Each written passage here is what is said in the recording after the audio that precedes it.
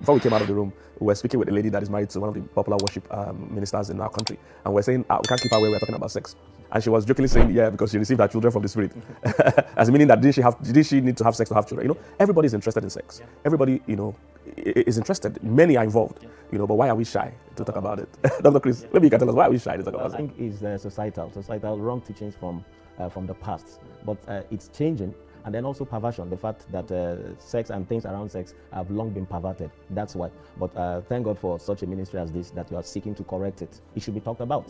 It should be talked about. The first time the Bible referred to sex was in Genesis chapter 4. It said, and Adam knew his wife.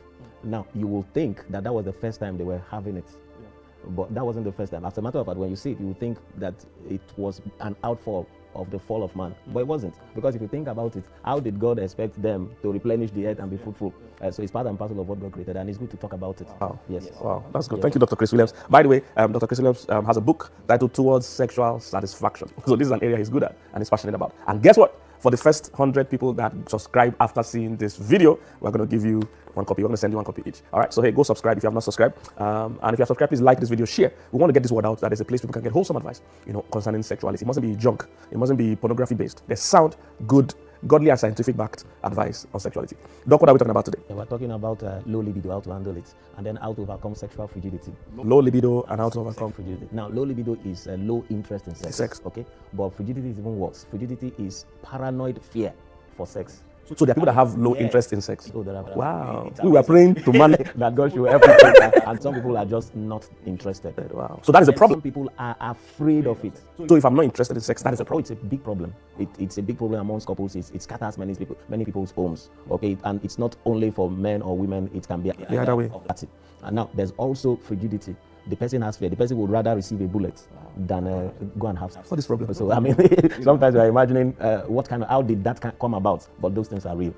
Yes, they are real. Okay, so those and apparently people will be shy to talk about this kind of thing. Oh yeah, because everybody sounds like, hey. Okay, that's the problem. People will not come out to divulge it. They will not see a counselor. They will not see a doctor, and they will be suffering. I heard about a man who himself and his wife didn't sleep together for 7 years. As at when the woman was talking to me, it was 7 years since and they live in the same house. And I'm sure from time to time they will go to parties and wear and cook. Yes, I'm doing like yes, young people, maybe in their 7 years or early 50s and all that. Wow. So talking about it, I really thank God for this. Talking about it helps a lot, because 90 to 95% of people who suffer some of these things can receive help. So somebody is having issues with sex one way or the other, 90% of the ways they can be bold. Yes, to see a doctor, see a therapist, or see a counselor, they can receive help. By the way, we're still in the season where we're doing free counseling sessions. So hey, reach out to us. Our numbers and our details, emails are available. For this season, we're still doing free sessions. So you need to reach us, all right? It won't be free forever, but for now, it's still free. I advise you to reach us immediately. So Doc, what causes low libido? Should we take it together or separately? Let's take it separately. Okay, so what causes low libido? Now, the first and foremost is gender. Gender. It is more occurrent, more prevalent amongst women. I knew it. Now, that's because the hormone that is responsible for sex, called testosterone, is lower in women. People argue with you. You know, I'm also a coach. People argue when I tell them this thing. They say, no, is that we think men? I say, no, what women are dealing with is very different from what women are dealing with. Yes. Testosterone is 8 to 10 times higher in men than in women. So already women come with follow-up. Testosterone is on the low side, even though that low side that they have can help them express. So it's not as if they have better character than us. They don't have testosterone like us. If they had testosterone like us, they'll be worse than this. This is what when I counsel people, I'm quick to let the woman know it, that you need to know what your husband is going through. He is a sex machine, actually. The way that God pumped him and packaged him, the man just wants to be lying all over the place and all that. So that's gender. And then also stress can cause it. Stress can cause, when people are overworked, it can cause it also. Anxiety and fear, you know, all the pressures of worries of life can cause it. Also, now there can be low testosterone. So a man can have low testosterone. A man, for instance, if the normal level of testosterone is 20, a man can begin to have maybe around 10 or 15 or whatever. That's low. And then even in the woman, it can be lower. You know, we said already in the woman is low. Now a woman can now begin to suffer low testosterone for a woman's level.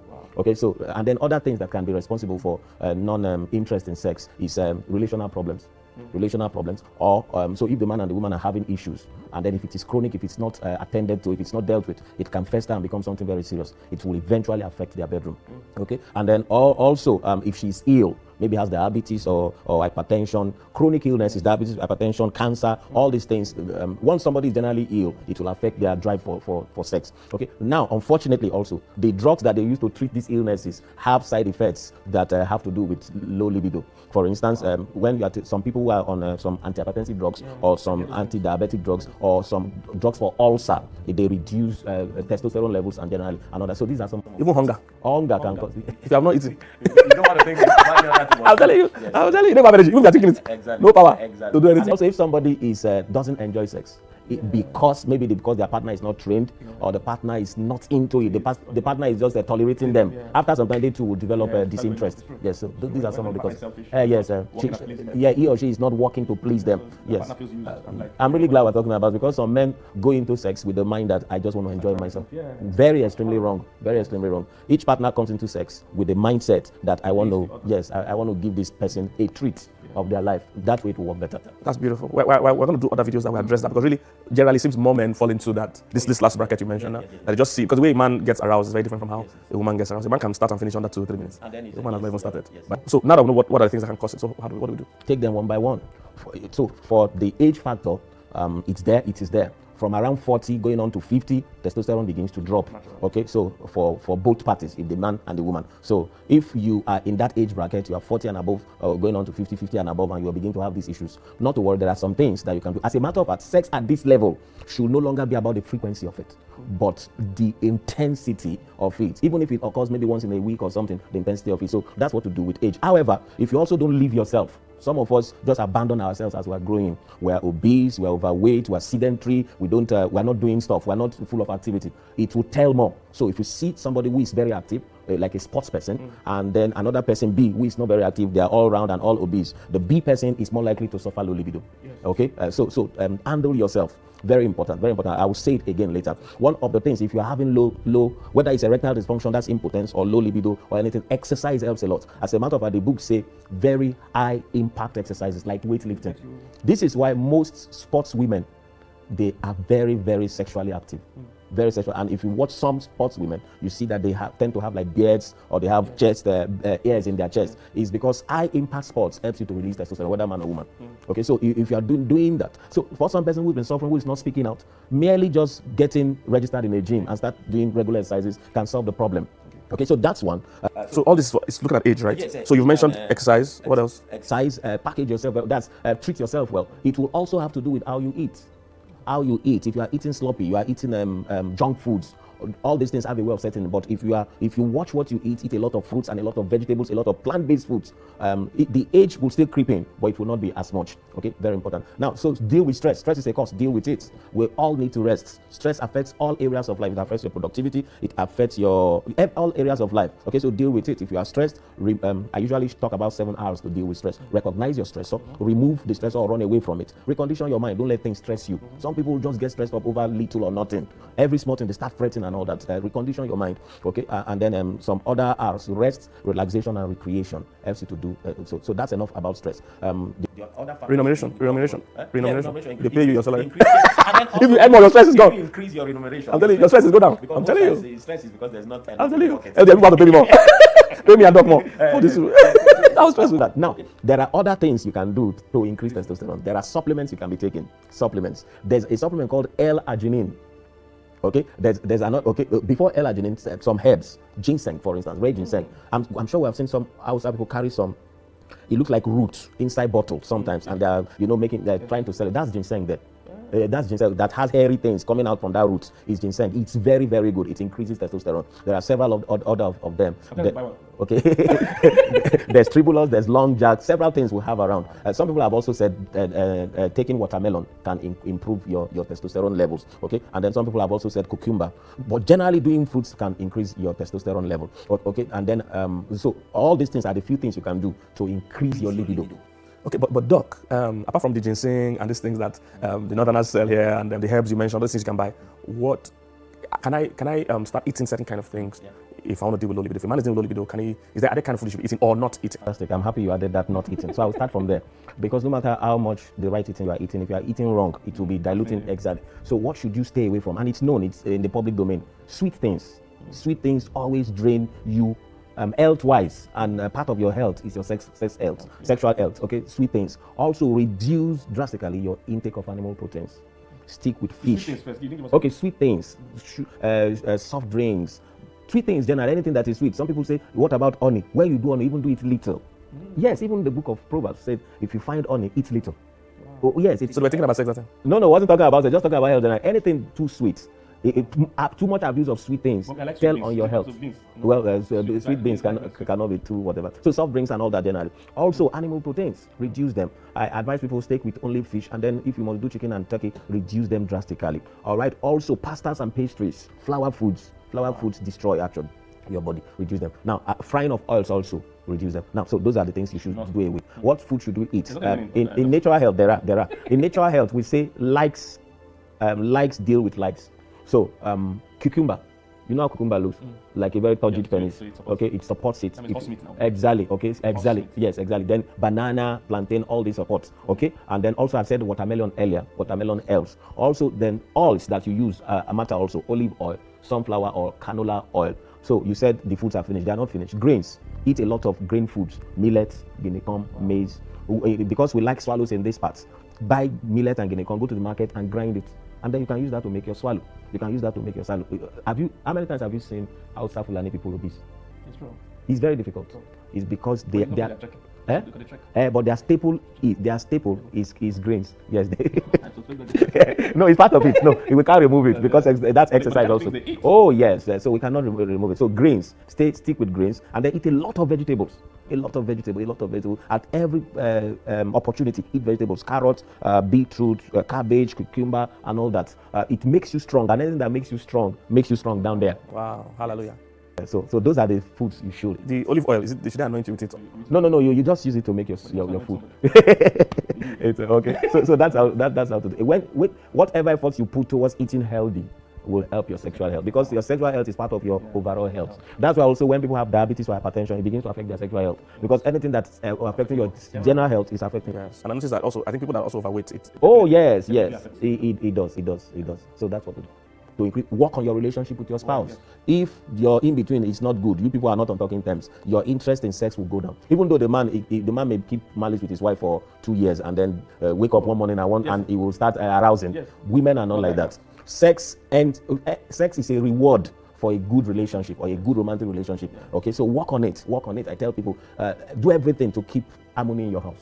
Don't allow your ego and your pride to make you look, because you will need a woman. You know, one time I was meditating and it occurred to me. So one day I was just asking God silently in my heart, why did you make this testosterone so high in man that many men can't control themselves? And you know, the answer just came to me one day.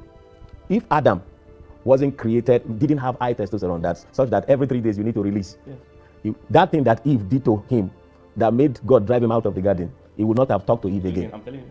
So maybe the first 3 days they were keeping malice. Then after the 3rd day, Eve. Are you still angry? Are you still angry? Is it because of the talk of that day? Forget it. Okay, so make up your relationship, work on it. If you have to go for counsel, if you have to do all that, go there. Okay, but let me sneak into something, because so that means averagely, a man would need sex averagely 2 to 3 times a week. In medicine, gynecology, we call adequate sex 2 to 3 times a week. Okay. So let's record this one. We're going to on CNN nationally. Say it again to all our sisters and women out there. Your husband needs to be serviced. Yes. 2 to 3 times. This is signed by the that is adequate sex. That's adequate sex, okay? Because every 3 days, the sperm sac gets filled. You see, because when someone work, you know. When something is filled, it needs to be. I'm telling you. Okay, so what of men that need? Because some men that actually have incredible libido, as in they get very high. So they want like every day. So their wife's what to tell them is you to understand where your wife is coming from. Why you are a sex machine? I said your testosterone level is 8 to 10 times higher than our own. Okay, now you that you are wanting it every day, maybe your own testosterone level is like 12 times higher than our own. So you need to understand where she's coming from, and then so compromise will be the issue. She understands that this guy is a Jackie, and then you to understand that this person, this is not how God created, and then you come to some midway, and then you can use several other things to distract yourself. Okay, let me say this: couples out there should target quality rather than frequency. Quality, real quality. Okay, we said 2 to 3 times is the adequate. But then if you get, by reason of your work or by reason of your wife's nature, you get to be serviced only once a week. appreciate it and make the most of it. When we come and talk about erectile dysfunction and premature ejaculation, we'll handle that. Because some men, they'll just go in and in half a minute they have come out. The game is over. The women hate that. They hate that. I mean, they want this thing to go on for 10 minutes, 15 minutes, and all that. We'll talk about that. Okay, so I this is important because especially this 2 to 3 days one, because many women don't know what's causing quarrels in their home. Yes. You see the man just walking about, doing his head one, looking for quarrel. They don't know is that the sack. Yes, the sack is full, and it needs to be helped. It needs to be helped. So you have to understand your man like that. Some time ago, one of the leaders having under me, I used to taunt him. He had just gotten married. This was about 8 months into marriage. That's how you guys doing? Oh, fine. Then one day he just sat me down and said, "Sir, I have to tell you the truth. In 8 months that we have had sex only about 4 times. I nearly fell off my seat. I said, what's the problem? Then he began to tell me, when we talk about sexual fragility, I will say the reason why. Oh, low libido. If somebody walks up to you now and says, I have low libido, what are some of the questions? Number one, want to find out about his relationship with his wife. Want to find out about his activity level. Want to find out about his stress level. Want to find out about, then want to do some tests to check whether his testosterone is low. But many times I don't do that test. I just place them on supplements and herbs that will anyway help to boost their testosterone. And there are many there. These are things you can buy off the shelf in supermarkets because they are not like the other orthodox things that can harm you.